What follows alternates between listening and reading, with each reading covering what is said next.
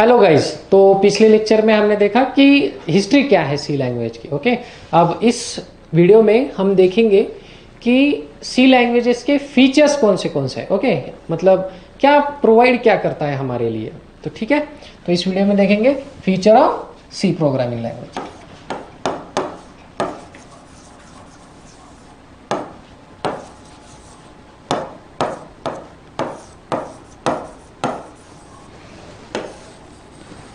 Okay, तो first this is structured programming language. Structured,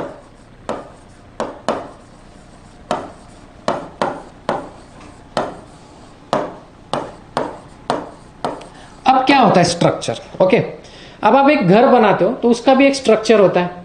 ठीक है, मतलब वो स्ट्रक्चर उसका एक स्टैंडर्डाइजेशन ब्लूप्रिंट होता है या फिर डूज एंड डोंट्स होते हैं कि भाई ये पर्टिकुलर फॉर्मेट में ही हमें वो लिखना है। ओके, नहीं तो कोई भी बंदा आएगा कहीं भी कुछ भी लिख देगा।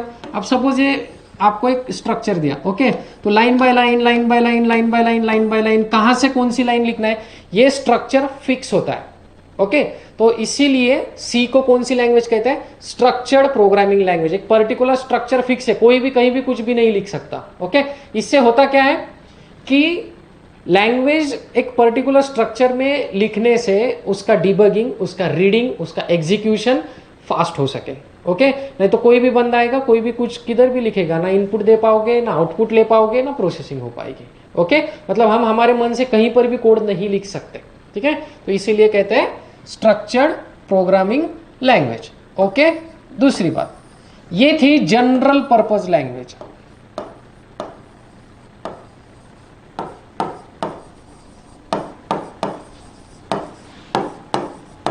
जनरल पर्पज, कौन सा पर्पज? General purpose. अब क्या देखो, किसी भी चीज को अगर लॉन्च करना है या कोई भी चीज आप खरीदते हो तो उसके मल्टीपल पर्पज आप देखते हो कि भाई ये किस किस काम में आने वाली है। तो वैसे ही सी लैंग्वेज भी बहुत सारे प्रॉब्लम सॉल्व करते हैं। अब जैसे कि देखो, जनरल पर्पज मतलब आपके साइंटिफिक कैलकुलेशन भी करेगा। ओके, आपके कमर्शियल एप्लीकेशन भी करेगा, कमर्शियल। ओके, तीसरा आपके अदर्स एप्लीकेशंस। ओके, कोई भी हो, छोटे छोटे प्रोग्राम भी करेगा। ऐसा नहीं है कि बहुत बड़े बड़े ही प्रोग्राम करेगा, कोई भी कमर्शियल, साइंटिफिक, फिर हमारे अदर एप्लीकेशन, कोई भी लैंग्वेज हो, इसे problem, okay, problem oriented programming language भी कहा जाता है। मतलब प्रॉब्लम आने दो, सॉल्यूशन है। ओके, तीसरा, ओके, ये पोर्टेबल है। अब पोर्टेबल क्या, आप अभी के लोगों को तो पता है, पोर्टेबल मतलब एक सिस्टम से उठाओ दूसरे सिस्टम में लेके जाओ। ओके, जैसे कि पेन ड्राइव, एक सिस्टम से कॉपी करो दूसरे सिस्टम में आप कॉपी कर सकते हो। तो वैसे ही C language is a portable language. मतलब ये एक सिस्टम है, सपोज, ओके, एक सिस्टम है और ये एक सिस्टम।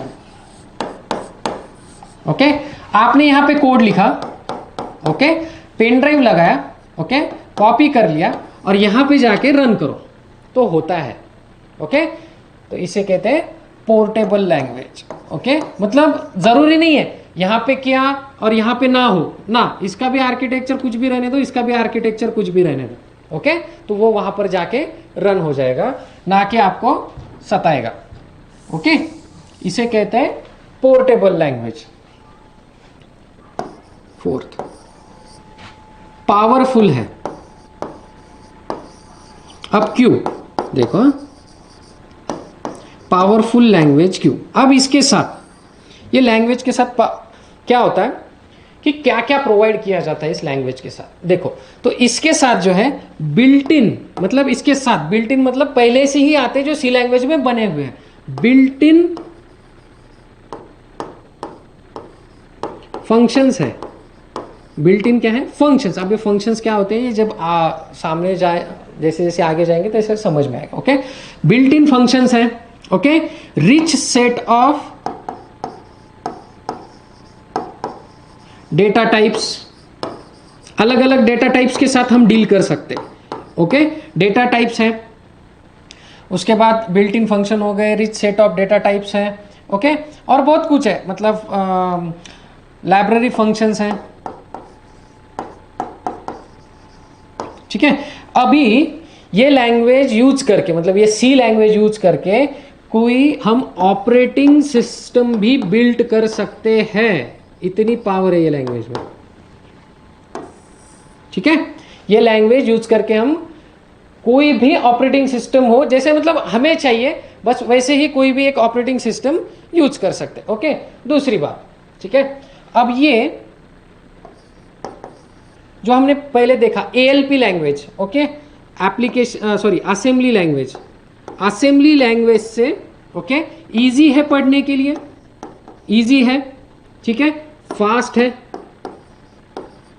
फास्ट है, इजी है, फास्ट है, इसीलिए, ठीक है, इसीलिए इसका डिबगिंग जो है, डिबगिंग मतलब एरर सॉल्विंग, ओके, डिबगिंग भी हम फास्ट करवा सकते हैं और इजी है, ठीक है। तो इस ऑपरेटिंग सिस्टम से यूज करके हम क्या कर सकते हैं, ऑपरेटिंग सिस्टम बिल्ड कर सकते हैं, ठीक है। दूसरी बात, ये इजी है पढ़ने के लिए, फास्ट है, डिबगिंग फास्ट होता है। अब देखिए, ऐसा जरूरी थोड़ी है आपने अभी सीखा और आपको मतलब विदाउट एरर आप प्रोग्राम करने लगे, नहीं, ऐसा नहीं होता है। हर एक को किसी ना किसी को कुछ ना कुछ एरर आते हैं, ओके, तो वो डिबगिंग भी फास्ट होती है। दूसरी बात, अब आपने सीखा होगा आपके 12th में या फिर आप सीखोगे अभी, ओके, कि हेक्साडेसिमल, ओके, ऑक्टल या फिर डेसिमल, ओके, इसको भी सी लैंग्वेज सपोर्ट करता है, ओके, इनको भी आप यूज कर सकते हो, ठीक है। दूसरी बात, इसमें rich set of decision control, okay, मतलब आप कंट्रोल कर सकते हो डेटा के फ्लो को, कंट्रोल स्टेटमेंट, ओके, जंपिंग और लूपिंग स्टेटमेंट, जंपिंग और लूपिंग स्टेटमेंट, ये अवेलेबल है, ओके। अब ये चीजें अवेलेबल होने से ही हम ये सारे एप्लीकेशंस बना सकते हैं, ठीक है। मेमोरी मैनेजमेंट कर सकते हैं,